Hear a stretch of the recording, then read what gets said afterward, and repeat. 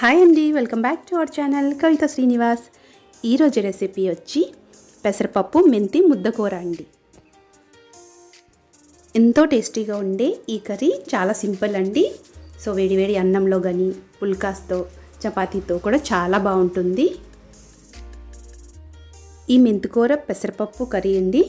So పెసరపప్పు కొంచెం ఎక్కువ అమౌంట్గా వేసుకుంటే ముద్దగా వస్తుంది. చాలా సింపుల్ అండి. మరి ఈ రెసిపీని ఎలా ప్రిపేర్ చేసుకోవాలో ఇప్పుడు చూసేద్దాం.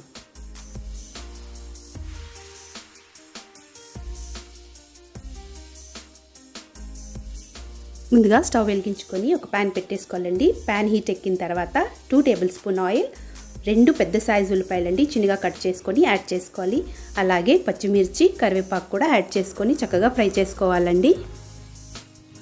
ఆనియన్స్ వేగిన తర్వాత 1 టీ స్పూన్ పసుపు, అలాగే 1 టేబుల్ స్పూన్ కారం పొడి వేసుకొని ఒకసారి బాగా కలిపేసుకోవాలి.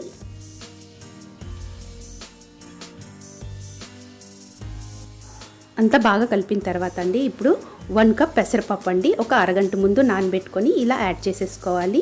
సో నేనైతే 1 కప్ తీసుకున్నాను. 50 గ్రామ్స్ పెసరపప్పు అండి.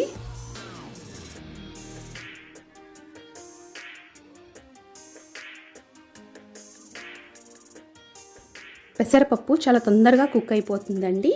సో ఇలా ఒక 5 మినిట్స్ కలిపిన తర్వాత ఇప్పుడు క్లీన్ చేసుకున్న మెంతికూరని యాడ్ చేసుకోవాలి. నేను ఇక్కడ 20 బంచెస్ అండి, సో 20 రూపీస్ది మెంతికూరని క్లీన్ చేసుకొని యాడ్ చేసేసుకోవాలి.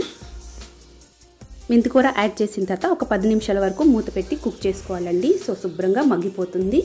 ఈ విధంగా ఇప్పుడు ఒక్కసారి కలిపేసుకోవాలి. ఇప్పుడు మెంతికూర మధ్యలో అండి టమాటోస్ అండి 3 పెద్ద సైజు టమాటోస్ని యాడ్ చేసేసుకోవాలి. అలాగే దాని మధ్యలోనే అల్లం వెల్లుల్లి పేస్ట్ అండి 1 టేబుల్ స్పూన్ యాడ్ చేసుకోవాలి.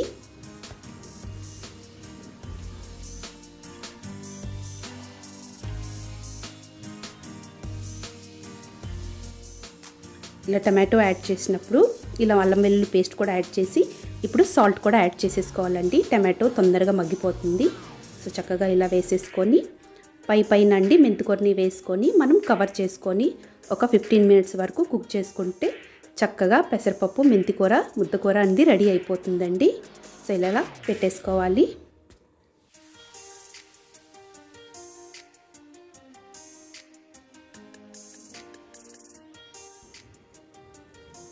ఒక 15 నిమిషాల వరకు కుక్ అయిన తర్వాత ఒకసారి కలిపేసుకోవాలండి. చక్కగా కలిపిన తర్వాత కొంచెం టేస్ట్ కోసం 1 టీ స్పూన్ గరం మసాలాని యాడ్ చేసేసుకోవాలి.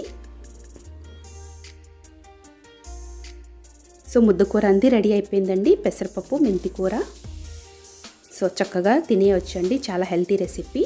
మరి నేను చేసిన ఈ రెసిపీ మీకు ఎలా అనిపించిందో ఒకసారి కమెంట్ చేయడం మాత్రం మర్చిపోద్దండి. Thank you.